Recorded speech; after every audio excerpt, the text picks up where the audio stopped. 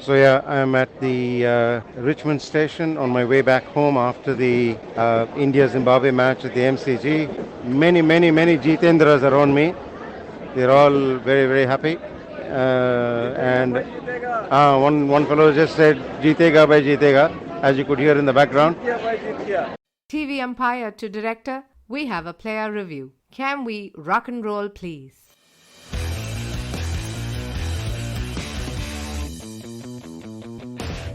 Netherlands beat South Africa, beat India, beat Zimbabwe, beat Pakistan, beat Bangladesh, beat Netherlands. Like punch-drunk stunt doubles in a Collywood action film, they've all kept beating each other up all the way to the climax. Who is going to take off their Vijaykanth mask and show themselves up as the winning captain? Hello and welcome to episode 44 of Bits and Pieces, the friendliest cricket podcast going around. I am Srinath and we're recording right after India's win against Zimbabwe at the MCG. Still catching our breath after a triple-header day of World Cup action. Of course, as always, we have a 5-star panel, starting with Zainub, who had to be back with us on the pod today after a dream day out for Pakistan. Nature is healing. Ye sab kudrat ka nizam hai. That means Raat follows Din, wind follows Dutch wind. A Pakistani batter has ice in his veins, and Zainub joins us without much sleep, all the way from Ottawa, early morning. Welcome back, Zainub. Scene on hai? Bilkul scene on hai. Thank you so much for having me. I thought that if any day I had to be on the show, today was it. Absolute pleasure. Unlike bowling attacks at this T20 World Cup, our next panelist has dominated the sky over the past few weeks, flying high over Dubai and exploiting open spaces like Virat on a rampage at the G. His weekly thoughts are on money control, but his voice puts our listeners, of which there aren't many, completely out of control. Hello again to our own number one ranked skydiving sensation, Nitin Sundar. Hey Srinath, thanks for the welcome. You said Kudrat ka Nizam, Raat follows Din. Actually what happened for Pakistan was Win followed Raat of Pak Din. So there you go. All the way into the World Cup semis. Well done Pakistan, well done Zainub. Great to see you guys have made it. Pak Bean is actually perfect cue to intro our next guest, famously of last week's pod as well. The man who's all over R. Ashwin's Adikalam, the man who thinks Ashwin should be in the Adikalam every time India play, and the man who's known for analysis and writing week on week, except this week, he comes in as the man known for writing off Pakistan from the World Cup. Hello again, PGK. Who's going to win the World Cup next week? See, I will just say this, that I always knew that Pakistan were going to make it. I have always said it. From the beginning, I have said that Pakistan will make it. Right? I don't know what you're talking about. Right? These are all like some baseless fake news. Right? Pakistan are an amazing team, and I'm backing them all the way to win the World Cup. No, I have to interject here. I don't know, Srinath, if you thought it as well. We are obviously recording this on Zoom, so we can see how PGK looked when he was saying that. I was reminded of Sambit Bal, our ex-boss, ex-colleague. This is exactly how he would talk, by the way. Like, completely throwing logic and past tense to the winds. And yeah, Sambit, if you're listening to this, or if you're not, this is why you're hiccuping right now. But yeah, well done, PGK. PGK I'm just really glad I'm inducing workplace trauma for some of our panelists. But I think PGK, you said it with the confidence of a man who just deleted episode 43 of the feed completely. We will replay select bits of episode 43 in today's podcast as well.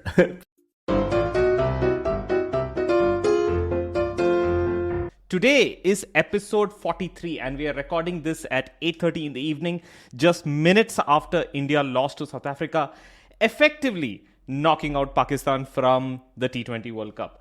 43, as we all know, is one better than the answer to life, universe and everything, which was more or less what Pakistan's hopes in the tournament was today, which are done. Sorry to burst your intro, but Pakistan are still mathematically in the World Cup. They are not out. Spoken like a true RCB fan. I mean, we think Pakistan are out, but apparently you say Pakistan still have a chance if somebody loses to someone else, if the sun rises in the west, and if like Greg Chappell wakes up on the right side of the bed, then they have an outside chance, it seems. Okay, go on, tell us.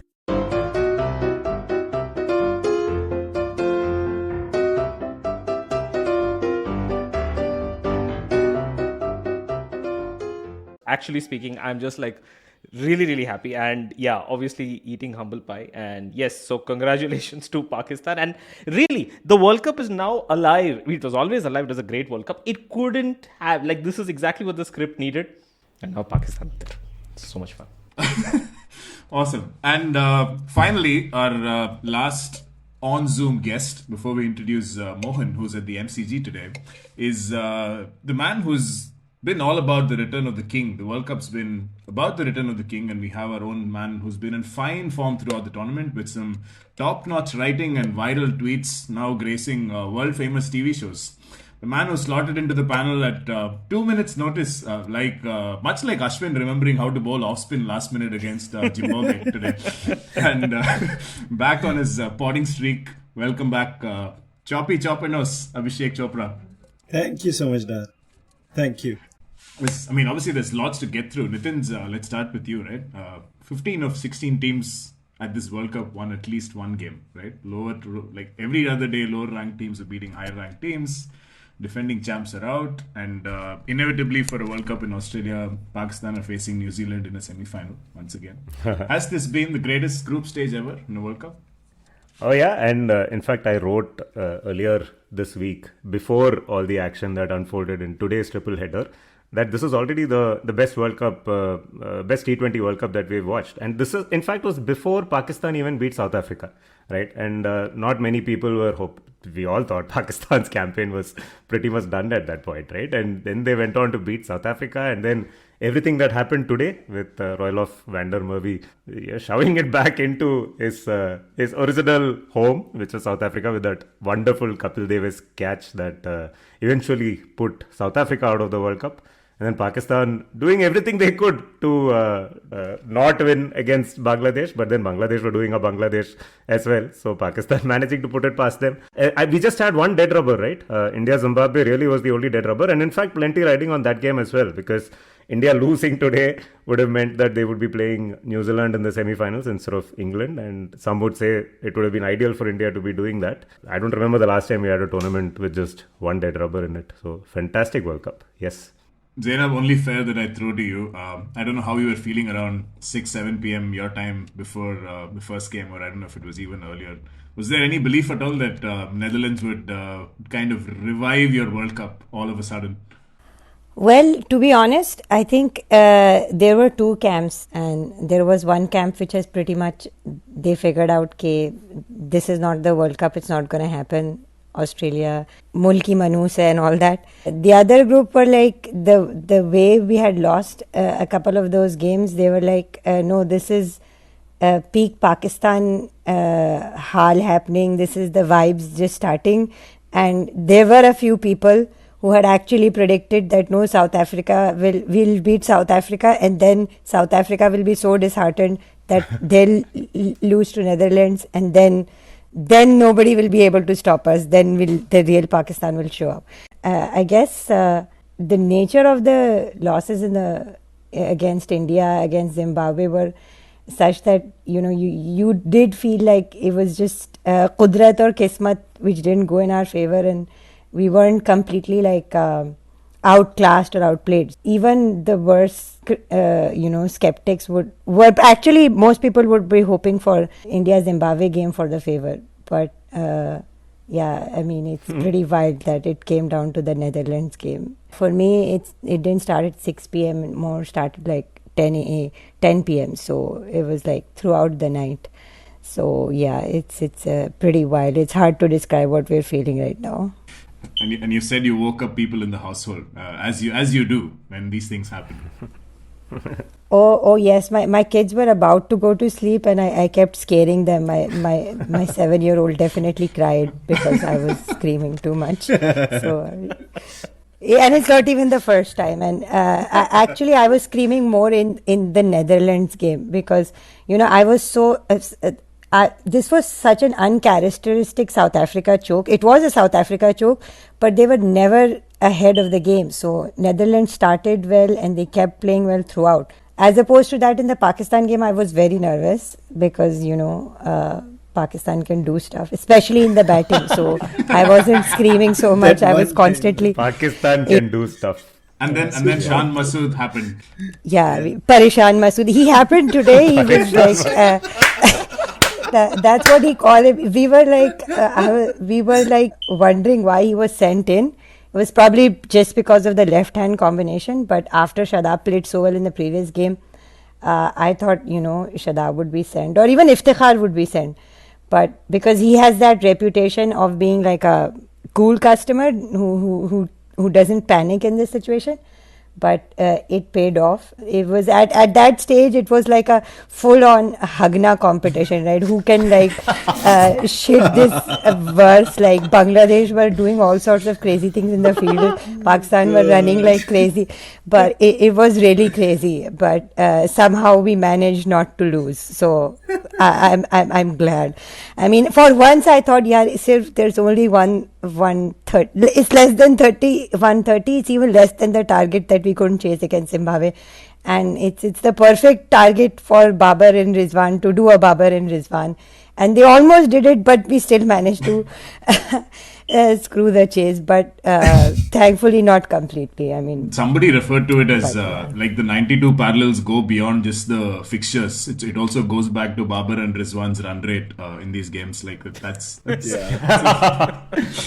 They are waiting to double the score after 30 overs in a 20-over inning. seriously, But interesting anecdote about Hagna and South Africa, because it was such it was such a weird South African joke, because there were no rain. First of all, it was not under lights, completely bright sunny. No, day. but that is the thing. It is always nature, right? If it is not rain, it is sun. The game started too early. You complained that Mark Boucher has come up with rain. Kudrat ka We are yet to wake up. remarkable. They choked in their sleep this time. What do you say? Yeah. Yeah, I thought for a moment that was like a fake quote. It couldn't be real. Boucher couldn't have said it, but he did said it. Like it was. He said it was because we were asked to wake up at 10:30 a.m. and I mean, unbelievable that he said that. But with South Africa, I think we didn't discuss this much, but Aiden Markram's like their only World Cup winning captain, because he won the Under-19 World Cup, and this whole generation supposed to be like they're not aware or have no baggage with choking and past World Cups, etc. Now they have like the biggest load to carry of them all, right? Like I don't even know. Like what do you guys think? PGK and Chops, like this is just becoming a joke generation after generation, right? Sorry, I didn't hear that. Can you please repeat? Hey, go stand in the corner. This is like South Africa excuse. It is very similar to South Not Africa listening excuse in after class. losing. Yes. It's just like they never really took off in that World Cup, and I mean, except for the India game where Miller just took it all out on Ashwin. It's like their campaign was a proper stop-start thing, and especially the bowling, I don't know, Rabada bowls like a rowboat now. I mean, it's just like turning up and pitching it on a length and waiting to get smashed. And I really had high hopes from guys like Stubbs and Russo and all of these guys. And everyone thought their bowling attack was quite dope.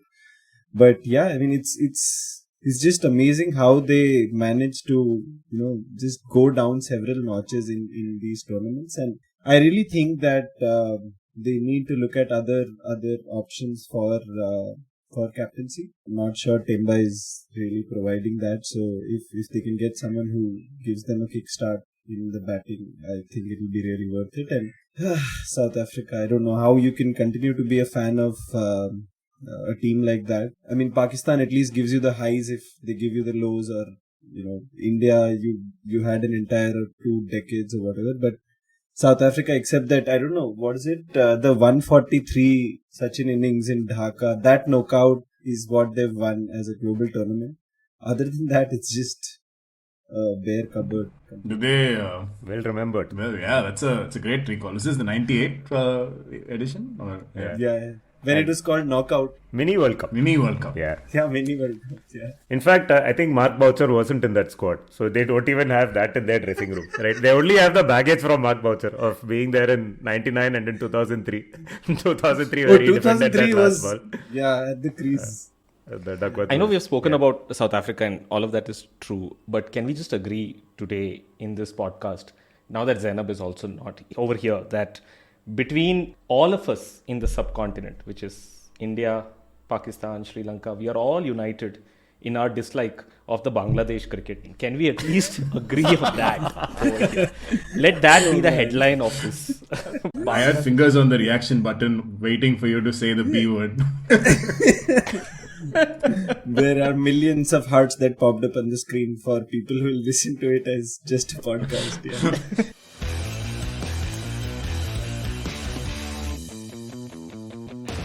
No, I mean, today, I don't know, that one moment is not going out of my head. Pakistan are very close to the win. I mean, they're never very close. It's almost like a, whatever, as Zainab said, kuch bhi ho sakta hai type situation. But the spinner is going to field a ball very close to him. There is a fielder that comes in from somewhere on the offside, climbs above the bowler, like he's half hugging the bowler, half climbing above him, and then throwing the ball God knows where, and it could have been an overthrow. It was a massive display of amazingly bad fielding today, but that would have been an amazing overthrow as well. And who's in the way? The umpire, who gets hit on the thigh. I mean, too high for an LBW, but gets hit on the thigh. And I think they don't run, or they run. And it was just bizarre cricket. Like, what are you guys doing? And there is that one visual of, Shakib throwing his cap on the ground like Dravid did in one of those IPL finals. And then at least Dravid did it for an important game. Yeah. And he apologized for it. He has been in interview after interview apologizing for that. I'm really sorry, I lost control that day. And people are like, it's understandable. Dravid, he's like, no, that was very unprofessional of me. And over here, Chopra, and right after that, he's picking it up and like trying to get a DRS review for his team, and then losing it at the umpire. Thankfully, not impaling him with 2 stumps. So yeah, I mean, it was just bizarre. And I mean, all of this after saying that we haven't come here to win the World Cup. I don't know what they eat and what they do, and I mean, it's just very completely in agreement with what PGK said. And that review, because of which Saqib was really upset, that had pitched outside leg stump. So he was actually saved by his reaction and overreaction, because if he had reviewed it, it would have been a total waste. That said, Shakib's LBW guys, poor things. I mean, they don't have too much batting, and then they have Shakib, but he's given out LBW First ball. with ball in the bat. He was 3 meters down the track, whatever. The third umpire, as our friend of the podcast Varun Murali pointed out, is a Zimbabwean. The guy who gave Shakib out was a Zimbabwean. So yeah, they're doing favors now for Pakistan as well. Revenge. the worst part of that LBW is that, as it is, Bangladesh fans have like a lot of conspiracy theories. Like, whenever Bangladesh loses, it is never because Bangladesh just played badly. No. Bangladesh has lost because someone Fake fielding. Umpires are paid by BCCI. The whole thing is rigged against us. We are the victims. Cloud seeding by BCCI. And they do all kinds of conspiracy theories, right? And this time, they actually have one. Where you're looking at it like, oh God, now they're going to go crazy with this.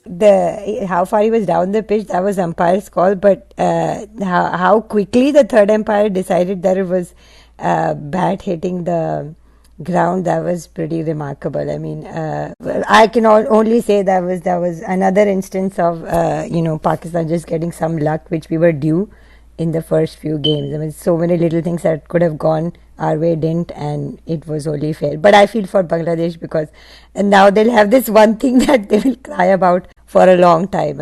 I don't think Pakistan bowled really that well in the first half of their innings, and they didn't capitalize as much. So they threw away some of their wickets. They had themselves to blame, but obviously Bangladesh being Bangladesh. So Zainab, just wanted to know your thoughts on Shaheen. I know he picked up 4 wickets today, but he was clearly limping around in that last run attempt in the Zimbabwe game. Is he ready for the semis? And He is. I have to interject. He's not ready for the semis. He told Danny Morrison he's ready for the final. And What a player! And Danny said, Inshallah.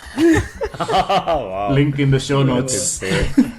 Since Zainab mentioned some things didn't go Pakistan's way, going back to the Super Sunday 2 weeks back when India defeated Pakistan, if that no ball, that marginal no ball call had not been given, and if that free hit for whatever reason had gone straight to a fielder and India had not taken those runs, Pakistan would have won that game, which would have meant Pakistan and India would have still topped this group.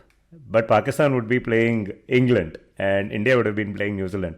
So Zainab, now you tell me, did luck go Pakistan's way or not? The fact that they lost to India means that they are playing New Zealand, which let us all agree is the easier of the two. New Zealand looked completely clueless in that game against England. And it keeps the 1992 narrative on as well, right? So Absolutely. I think, in hindsight, that it's probably for the best that we lost those couple of games in the start, because I strongly subscribe to the peak too soon theory, which happened to us last time. And we haven't peaked right now, The batting is still out of sorts. The top order is not clicking. So whatever didn't go in our favor, it was for the best. An amazing thing about this World Cup, if you see, and we've always been talking why this is such a great World Cup, but see now how the World Cup is set up.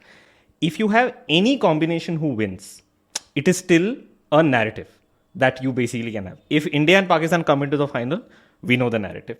If Pakistan and England come into the final, it is the whole Bayan way Bangladesh narrative. go out.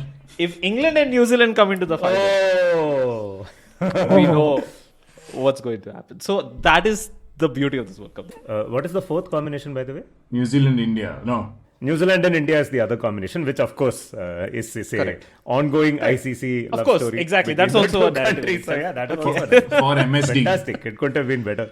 Oh shit! I think that'll be a 2-hour long podcast with Tony talking and all of us listening after that match.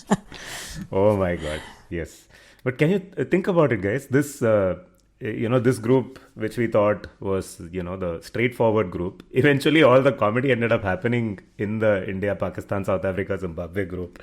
But spare a thought for the other group. Yeah, Australia basically lost one game.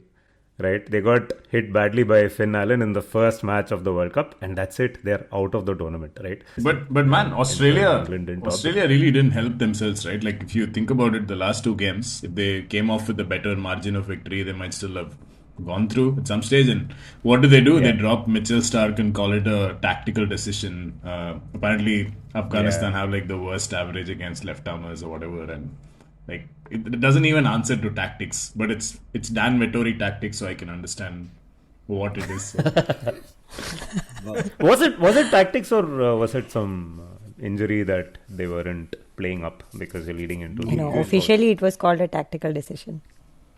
Because Tom Moody, who's on Cricket for this tournament, he said there's more to it than meets the eye, and for an expert to say that in the middle of a tournament is saying something, right? Like they don't call it out in as many words easily. Except that Kane Richardson, who came in, was giving massive Guy Whittle, Robin Singh vibes, right? He's like full sleeve jersey with a beard. He's bowling some, I don't know what, that kind of pace you can't play T20 cricket, man. Unless you're Arshdeep Singh or something. No, even Arshdeep is faster. Harshal Patel kind of stuff. Sort of, without the change of pace. Yeah. But much faster. He is, than Patel, isn't it? I don't know. Probably. I mean, see, actually he's in that early that perfect 130s slot. max, no? Yeah, he's early to mid 130s, which is actually the perfect slot length that he bowls, right? You're in fact better off being slower, like Harshal, at varying your length. Correct. Flattering Harshal. But Basically, what you need in this World Cup are 90k darters tweakers. That's what you need for this World Cup. That's the great cricketer clip with Shadab. Let's have a listen to what the Australian public are saying about Shadab Khan. I think Shadab Khan's a great tweaker, dart leggy, bowls really good line and leg. What I like about him, he doesn't get much fight, just darts, quick 99k leggies. That's what you need. I tell you, you are about 45 minutes away from the best wank of your life tonight, I reckon. Yeah, mate, I'll tell you what, you're not wrong on that one. Fine words. And the second thing is indeed fast tweakers. That's what you need. That's what you need.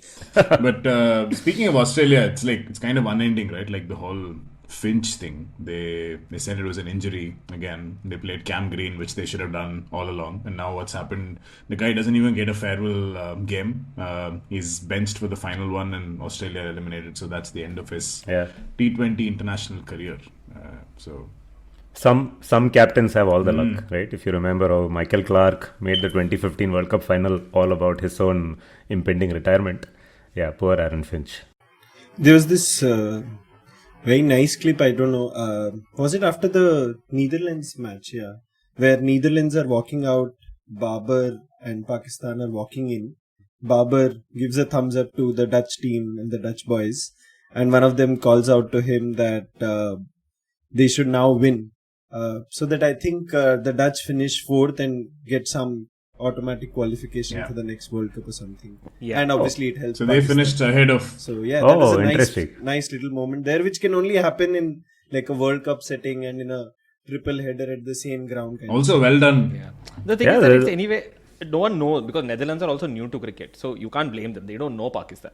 So obviously they are like saying, yeah, you please win. Okay, you also have to tell them.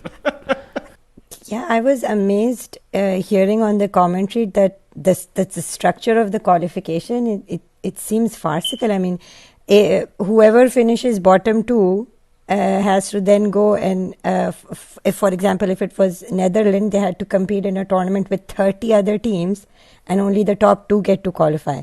That's just insane. I mean, I would personally, I see a future where everyone needs to play a qualification round on just like football, except like the defending champions of the World Cup and like the host. But this is the qualification process so arcane. You're right. I mean, there's 12 slots and 2 slots go to West Indies and the US because they are the hosts of the next edition. And for the others, the top 8 in this tournament go through. So that's how Netherlands get through. And Bangladesh finished below them. But Bangladesh will also go through because on November 14th, they will be among the highest ranked nations that are not part of this 10. So Bangladesh go through. For a while there was hope. So like 2 minutes ahead. So this point, PGK, somebody was pointing out Twitter at the start of the tournament. We all moan about bilaterals being meaningless, and Bangladesh basically qualified because they won some home bilateral last year. And on shitty pitches, man, on unreal level of spin-friendly pitches, it's not like bouncing above the shoe. Walton Powers. By the chops is on a roll. He first took down South Africa, then he smothered Bangladesh. Now he's gone after Bangladesh pitch curators. I don't know who is in his sights next, but yeah, chop. It's fine. Anyway, the 3 Bangladeshi people who listen to this will know that this is a BCCI conspiracy. Chopra is here. So this podcast is a BCCI conspiracy. One of the C's in BCCI. BCCI and PCB have joined together to do a podcast against Bangladesh cricket. That's why Zainub is also here. It's against the spirit of podcasting. The Bangla Wash podcast powered by Dalton Fridge or something. Walton Fridge, even.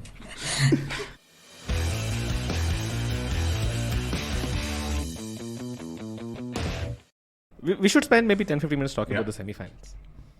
Hey, maybe we should talk about the India game too. Oh, we haven't, is it? Can we start talking? Oh, yeah, that is the only game Chops has watched.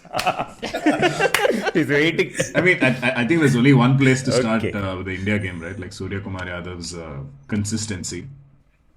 No. We have to start at the beginning, please. Give the first star to the bowler. Give the first over to KL Rahul. Always.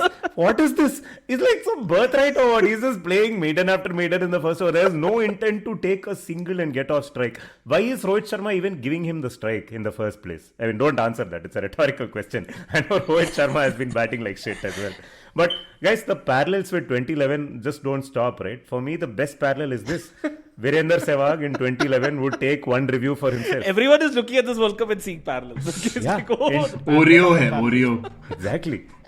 That's what I'm saying. This World Cup is whatever. Parallel kidhar gayo? Parallel World Cup. World Cup is happening in a parallel universe. No, like in 2011, Virender Sehwag would take one review for himself, whatever happens, including in the final when he was plumb, stone dead in front. KL Rahul will take the first over. Like whatever happens, he is going to bat out 6 balls. He might get out on the 6th ball, but he will ensure 6 balls are consumed. No runs will be scored. Like, it is insane. And there are other parallels, right? Like, finally today Rishabh Pant came into the team. Everyone has been asking Dinesh Karthik kya feels mein khel raha hai. I don't know if you guys remember in 2011, apparently Piyush Chawla had not played an ODI for about 15 months or something before he got drafted into the 2011 World Cup squad. Apparently on MS Dhoni's insistence, because Dhoni either believes he is a very strong trump card or he's like a good luck charm because he was in the 2007 World T20 squad as well. And then Dhoni went through that World Cup, he was giving all kinds of reasons justifying why Chawla is in the 11, right? Because he was getting hammered, he did badly against Minnows, against Netherlands, Ashwin was being kept out of the squad, and they would keep asking Dhoni, so why is Chawla playing? And Dhoni's answer was, Ashwin is mentally very strong, so we don't need to play him in all these games. He can directly play him in the big games.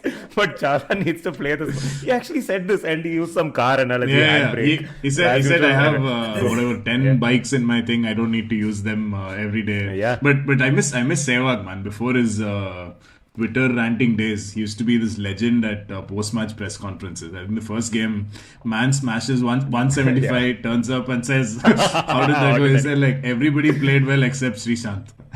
It's like, this is how you start the World Cup. Yeah. Oh God. Didn't he once say something very uncomplimentary about Bangladesh as well? Ordinary Bangladesh. This is when Dhoni opted out from the test series because Bangladesh was beneath him and Sehwag suddenly became captain and they were beneath him also. So he was like, this is a very ordinary team. I don't know why we are playing them. Cue gifs of Taskin Ahmed running around with Virender Sehwag's head with blood flowing out of the neck. Yeah, I think that's true. Then Ashwin, he played after that in the semis and the finals, did he? He didn't play the final. They brought Srishant back in for the final, but he played a very important role. He was not in the final. He bowled beautifully in the quarters and I think in the semis as well. Right? No, semis was Harbhajan. He didn't play the semi. Harbhajan I think played every game. But Chawla... It's the second spinner. It's the second spinner. Yeah. But yeah, he got Watson's wicket in the quarterfinal. Generally a very tight spell. I think he got Ponting's wicket. Oh yeah, that was so good. Anyway, coming back to India versus... Much like the Ashwin of today. Okay. Hey, let's not go there. 3 wickets today, Freds. 3 wickets today. That's like a lot of wickets. That's almost That's 3 times more than the rest of the tournament. Yeah, it's definitely... Right, so India versus Zimbabwe. Over to our own 12th man in the arena, bits and pieces his own Mohan K, also known as Hank, podcast regular and IPL lover extraordinaire. Hank was ringside to watch India versus Zimbabwe on Sunday. This is his second game after that epic India-Pakistan game. All yours, Hank. So I'm at the Richmond station on my way back home after the India-Zimbabwe match at the MCG. Many Jitendras around me. They're all very, very happy. And one fellow just said, Jeetega bhai Jeetega, as you could hear in the background.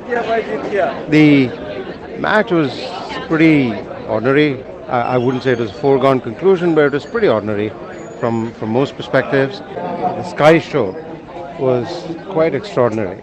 And to actually watch that live was a real privilege. The only other thing of note was that in an India-Zimbabwe game at the MCG, we had an audience of nearly 82,000 people. I think it was 82,000 people observing this match. Is I think credit to Indian cricket, but also crazy Indian cricket fans. Many questions for India. I think the bowling lacks in many departments. And so also the batting, apart from Kohli and Sky. I have no idea how India is in the semi-finals with this team, but there you have it. Right, so India versus Zimbabwe. Chopernos, please regale us about this game that you have analyzed to the core. No, I think it was just this fantastic innings from Suryakumar Yadav. We keep watching him and keep explaining what he did in superlatives, but really, I mean, India have had nobody like that. We've had all of these Marillier scoops and Dill scoops and Brendan McCullum rolling around the crease and all of those things for such a long time. India has never had one of those. And now helicopter shot, come on, not that. Helicopter and all, just a more wristy whip. That's all. Yeah, Okay, But, moving on. I fully agree. This guy is just like another level, and I don't know. We were discussing on the group if he should have gotten his chance early in the squad or not, but I don't know. He just seems to have that can't lose anything attitude about his game, and yeah, I mean maybe today's bowling was like a little brain dead with the field placing also for Surya. You need to have at least one man out behind square on the leg side, but I mean, insane amount of skill and to carry off those shots with, in a game in the World Cup in Australia. I don't know, for some reason I was following this one bit very closely where 8th over was a big one for us, 14 runs came off it, and then we just like applied the handbrake, to use the Dhoni analogy. We were back to like 6 singles in 1 over. Anatunga and Arvinda De Silva, watching from the comfort of their homes, must have been very proud. And then there were like 2 run overs, 4 run overs, 6 run overs, and then I mean it just needed Surya to revitalize the whole thing. And I mean Hardik on the other end was quite ordinary today. It was just Surya all along, after KL of course, who managed to save us. I don't know. Already people are saying about Sky that he doesn't play well in the big matches. So yeah, I hope in the semis he does well, and then hopefully if we go to the finals he does well there too. Because I mean it's almost like his time is now, and you hope that he goes great. But he's due a failure, right? That's just the law of averages. Oh wow, Zainub, He failed in the first game against Pakistan. Yeah, that was the failure. Yeah. Even though you're not playing us in the semis, you have to put out that low blow. I was actually going to cue saying the only time he looked in trouble or any kind of trouble was against Haris in that first game when that ball bounced that extra. So interesting to see how he goes against Mark Wood. Won't be as spicy as that MCG deck, but that's kind of his challenge in the semi. I mean, I actually think it's very unfair to say, that Sky doesn't do well in the big game simply because he hasn't got too many big games too. I think what Chops also said is like just about Sky is like so good because everyone else or a lot of other players are always like slightly better versions of players we have seen in India in the past. And there are only like 2 players whom there is absolutely no precedence, and that is Sky and Bumrah. And because there is nothing to peg them back. You can't look at anyone and say, oh, this is a better version of a Sachin or a Kapil Dev or nothing. You can't say anything. It's just very, very un-Indian player. Very much actually like Shan Masood for Pakistan, who's a very un-Pakistani player in his own way. Nicely put. Very nicely put. Yeah. I would add a couple of names to that list of Indian players though. I would add Dhoni and Rishabh Pant to it. Pant is maybe the closest. Dhoni definitely. I also wanted to call attention to the fact, we spoke about this on WhatsApp, is the fact that Sky is amongst the best gum chewers going around, man. Probably the best gum chewer in Indian cricket, right? Like Vivian Richards' swagger. I'm going to throw this to Zainub. Who is the best gum chewer in Pakistan cricket history? I can only remember Moin Khan, who always seemed to have gum in his mouth, and his mouth would be open also when he's facing up, mostly getting ready to play a sweep shot. But yeah. I can not think of others who chewed as much as Waqar. Of course. Oh, Waqar was also. Waqar is that's legendary. true. I mean, but yeah, Moin, it just like the imagery is so clear as soon as you say Moin chewing gum, and then I mean in between. He'll just be squinting. He'll be squinting at the bowler and chewing gum, and then they'll bowl wide out, just like Sky. Moin actually played some of those same shots behind the wicket as Sky does. Exactly, with Sky was playing today. Yeah. After so many years, we have the answer to Moin Khan. After so many years. Yeah. One innings that comes to mind is the league game that Pakistan beat Australia 1999. what in an the innings. 99 World Cup, man. Those He's 3 sweeping. sixes are just too That to much. Glenn McGrath, man. Yeah, he's a sweeping Glenn McGrath for 6. Yeah, and the thing about Moin, one is the gum chewing, and then whenever Saklin would come on to bowl, the batsman would like hit it to the right or left of Saklin and try for an easy single down to log off longer. And Moin would shout, "You're self-sucking!" yeah. Good one. Zainab, I want to throw to you on the topic of Sky and sort of electric hitting. Where has Mohammad Haris been, and what's taken so long to get him into the 15, so to speak? Like, why didn't he not even slot ahead of a Shan Masood? I mean, I know why as of today, but why didn't he slot in as a T20 batter ahead of even someone like Shan? What can I say? It's a dukti rag of ours. I mean, we are a conservative side, so he had like a decent PSL start, not the big numbers, but he showed throughout that he has these shots. He can play the scoops and the ramps, and he has the jigra and dileri and everything. But it is with this kind of players, when they play these kind of shots, they'll get out, right? Playing these kind of shots. So and it looks ugly when they get out. When it comes off, everyone's very happy. But because personally, I don't think it looks ugly. But the way that orthodoxy interprets these shots, even in the England series when we played him, I'm not sure if it was to Mark Wood or not, but he played a scoop and he got out to in the circle. And I think for the next 2 overs, Wasim Akram, Waqar Yunus and David Gower were criticizing that what an unnecessary shot it was. And Gower doing that of all people. And then Wasim Akram will sit in the shows that he's doing right now, analysis shows, and he'll be like, oh, what a player. And we don't really give young players, and especially players who have this attitude, the freedom to fail. But I think it's changing, and hopefully, because the way he's come, like almost with no preparation, because we didn't even play him in the New Zealand series much. Haider Ali was preferred. The way he's grabbed these 2 opportunities, we're seeing him as the patla dubla ladka that won us the 92 World Cup. He's our young Inzi or whatever. Hopefully, if he can take us all the way, then it can change the orthodoxy's attitude to how to approach T20 cricket and not be so afraid of failure. Obligatory reference to Imam ul Haq on that note. Well done. Just 2 points to that. One is that I always imagine, more so since I've started following a lot of Pakistani cricket Twitter accounts, if EA Sports made like a Pakistan specific version of cricket game, the parameters for batsmen would read out like technique and unconventional shots, and at the end you'll have 2 sections: jigra, dileri, jazba, something like that. And this little episode of Srinath asking a very specific logical question, then Zainub pausing, just next level. It's like all of Pakistan selection decisions and capturing. No, but it's 5 games in, and I know what the narrative was. It said like there's no middle order after Babar and Rizwan, and suddenly you have like Haris, Shadab, Iftikhar, which is insane.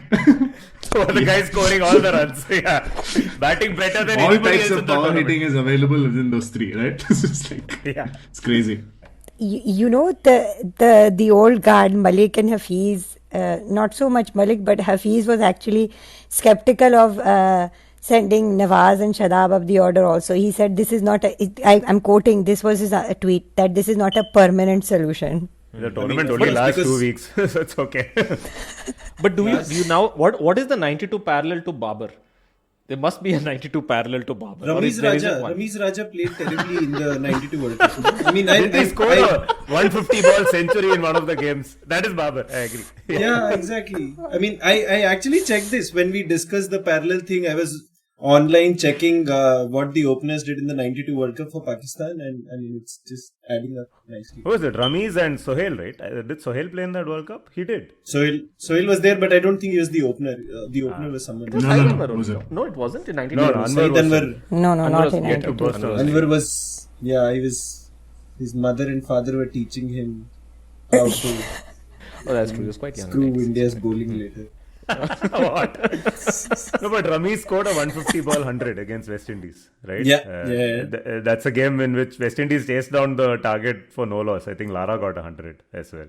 Amazing 100. Yeah, that video of Lara getting that 100 is quite something. Yeah. There is no batting parallel, but I guess that his leadership, like off the field, like the pep talk he gave after the Zimbabwe loss, those are his parallels. Okay. So what you're saying is he's actually the new Imran. You don't realize it. Okay, but anyway, fine. I'm afraid of saying that. So we will find out whether Babar actually ends up taking the winning catch or not, or whether he's just going to be holding the trophy aloft, which will decide whether he's Rameez Raja of 2022 or Imran Khan of 2022. Even today, Babar, Rizwan, what were they doing? Like, it was just... Yeah. They made a match out of it. Yeah, Bangladesh dropped that first catch behind the wicket quite deliberately to... Tactical drop. Yeah, this is what, 1979 World Cup final or 5, in which Clive Lloyd dropped Jeffrey Boycott. Nurul Hassan went from fake fielding to real misfielding in 3 days. So that's what happened. But I know what the parallel to Imran's cornered Tigers statement is. They are on the way to Dhaka. So that's already sorted. It's more Tigers. The snakes are sitting in the corner seat of the flight. Yeah. Snakes on a plane reference. Snakes on a plane. All right, guys. On that note, should we talk about the semi-final?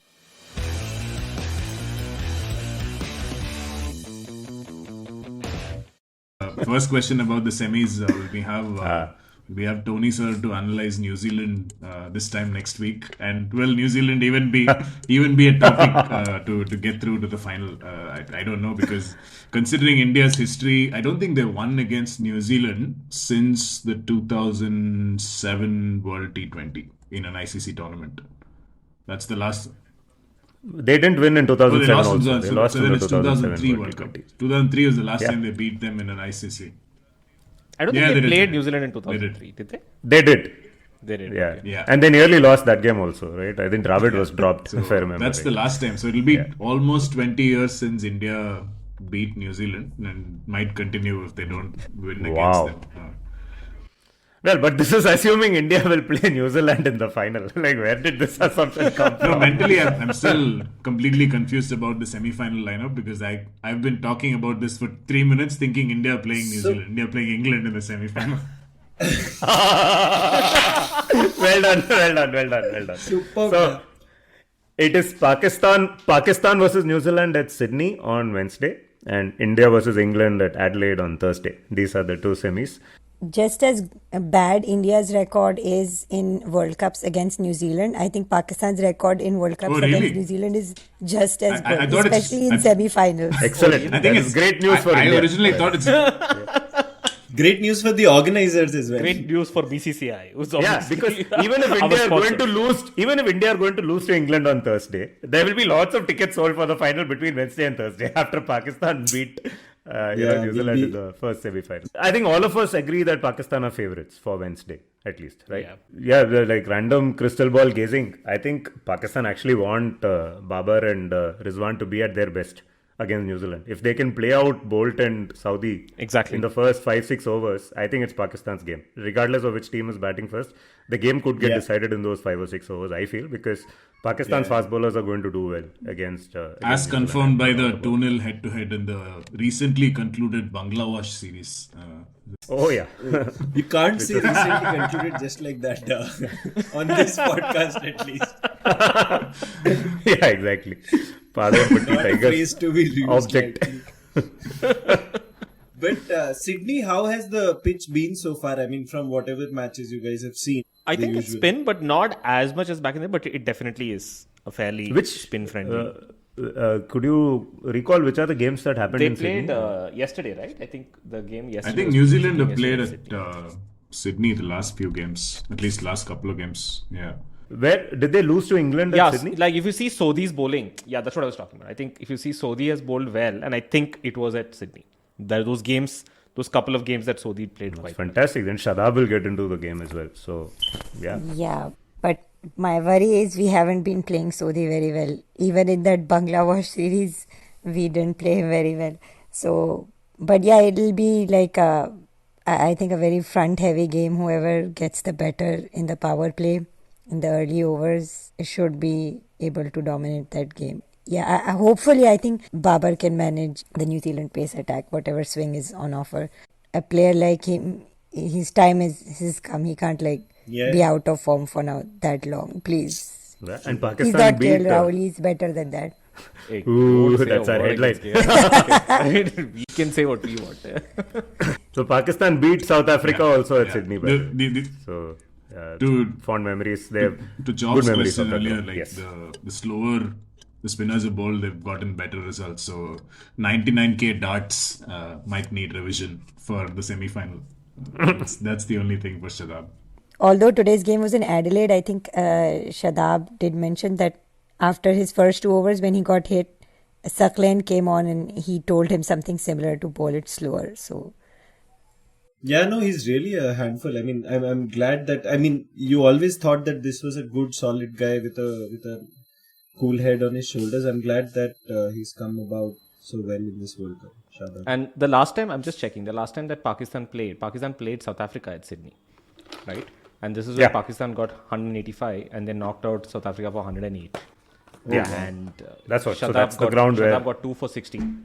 Right? And the Including 50. Aiden 2 for Markram. 16 and is 50 And is 50. right. And is 50. at number 4. This is why I say Shadab will come into the game as the well. 50 was at number 6 or 7. 1, 2, 3, 4, 5. He came Nawaz in and at Ifti. At 7 got 7. yeah, Pakistan were 40 for 4, by the way. That is Yeah. the game. That is the 46 for 44 4 I think or New something. Zealand had a game. Exactly. How much Pakistan has been through to reach the semi-finals? They were 40 for 4 against South Africa, man. This is What an exactly what you incredible said team. last week, Nitin. Yeah. You said it's just like Chandler Bing. Who has to die for me to get the baby? Now we know the answer. Everyone. Everyone has jumped out of the plane. Yeah. I know. New South Zealand had Africa, a very Bangladesh, similar you know. game in Sydney. I think it was 15 for 3 after Tikshana, and I think one of the pacers got Williamson. So then Glenn Phillips's 100 was similar circumstances. That is okay. correct. That is correct. Also, That is correct. Sri Lanka versus England was also at Sydney, right? Yesterday's game. Where Sri Lanka was really England made- yesterday was at Sydney with Yeah. Hasaranga getting With the- 2 wickets from. Yeah. And they could Mark barely score off the spinners towards the end of the game, right? Like Ben Stokes pretty much did a tuk-tuk academy to take them through. Really, literally the tinking singles of the last 3 overs to win that game. So this could be an interesting game. I think odds are stacked in Pakistan's favor. And then we go to Thursday, where India play England. Full at the game. Adelaide Oval. Hopefully a What do full you game. think about that game, guys? Yeah. We have 2 days, right? Yeah, Every yeah, game reserve has day. a reserve Yeah, day now, reserve so day. should. Oh, so it can happen that both semi-finals happen on Thursday. No, but I think isn't the Pakistan game on Tuesday? I think so. Maybe. No, I no, thought it Wednesday. was the reserve day. Wednesday. very well I informed just checked. panel. One guy doesn't even know the lineup of the semi-final. So dates are all later. Yeah, so I think it could also be we could have India playing a 2-day semi-final once again.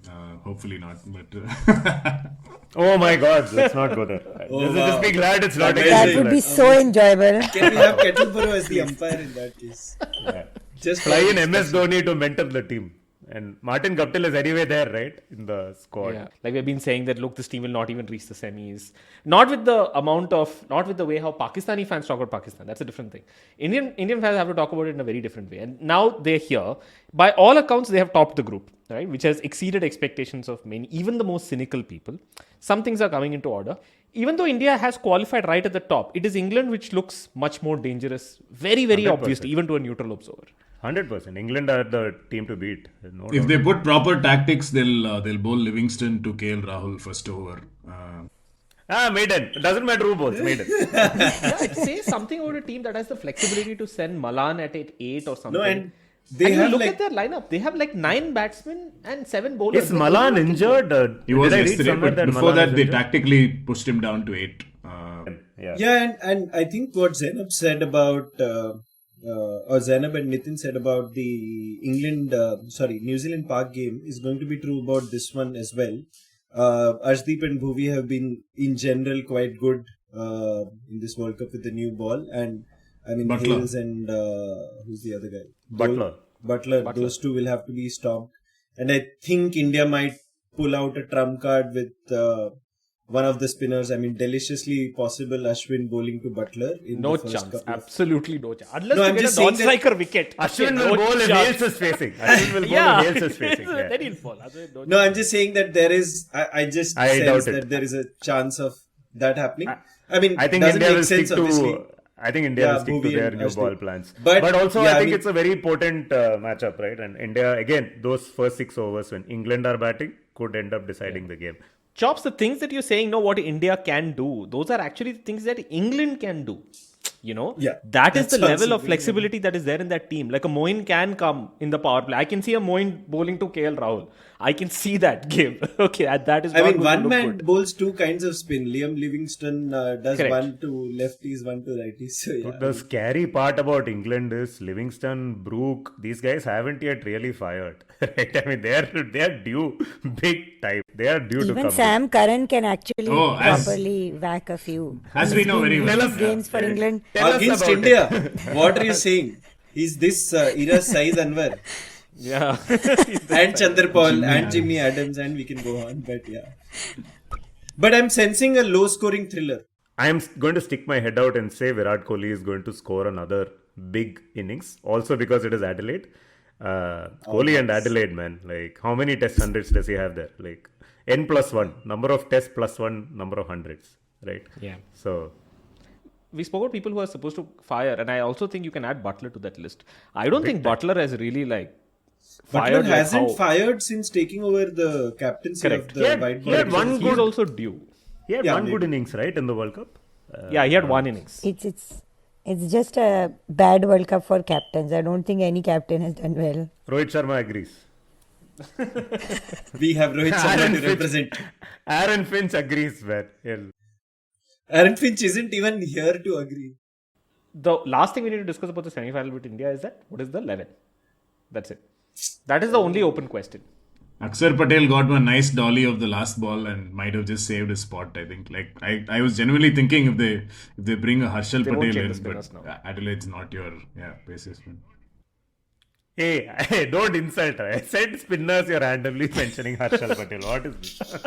Hey, please, someone say Khopdi mein tel da. Wait. Someone needs to say Khopdi mein tel. Yeah. Yeah, I think the only realistic thing is DK or Pant. I think that's the only thing. They cannot replace spinner. If they had to do it, they would have done it by now. I think Ashwin actually saved his place by taking 3 wickets today. Otherwise, especially given you're going to play short square boundaries against, very aggressive England lineup, lots of reasons to not look at both Akshar and Ashwin are sort of vulnerable there because neither of them pitches it up, right? And they're always going to be in line for sweeps and reverse sweeps. They're darts at the end of the day. Who are the lefties for Malan, Karan. Malan and Karan. There are enough lefties in that lineup, right? Ashwin is through. He hasn't played anything against lefty. Remember David Miller? David Miller killed him, destroyed him. So today he got a couple, right? Burl and but one more. Number 6, number 7, and Wellington, Christchurch. Oh God, I hope Chahal Pant stays in the 11. You might as well have that left-hand option, man. Like England again, they have Livingstone who can bowl whatever he wants. So you might as well. Don't want DK popping up in another World Cup final. Oh, if he pops up in a final, it'll be fine. Yeah, we still need to get past the semi-final. FI. Has he played a World Cup final? He wasn't. He didn't play the 2007 final, right? He wasn't in the 11. Dhoni played the. He wasn't in the 11. I think Yusuf Pathan had made. He's never played a final available for that final. Correct, and opened the innings in all his chewing gum glory. But nice with that beautiful 6 of Asif. But yeah, I mean, it's going to be a hell of a day in MCG if India-Pakistan face off in the final again. I mean, that is like obviously a narrative rooted in the present with what happened in the previous match, but also the 1985 World Championship of Cricket and there's so many tournaments in Sharjah in 2007. Yeah. It's almost exactly 2007. Super delicious, man. Like, I think we should do a podcast before that game if that is going to happen. I mean, nicely hyped up, right? Like England now have the BNP jinx on their back, or albatross around their neck, as Tony calls it. Final question to Zainub: England or India? Who would Pakistan want to face in the final if they get through? I think either would. We are in the haal, we are in the zone, we are in the vibes, we'll beat whoever. And right now my confidence is that high. Amaze balls. It doesn't matter. We are unstoppable now. I fully agree. Qudrat is at work. Nothing can stop us now. Zainab's scene is on, follows our reverse jinx, and that's as good a note as any to end episode number 44 of Bits and Pieces. Please leave us 5-star ratings on Spotify. We want that back up. And if you're still listening, thanks for joining us. As always, this is Srinath signing off on behalf of the crew. Thank you. Bye. Bye.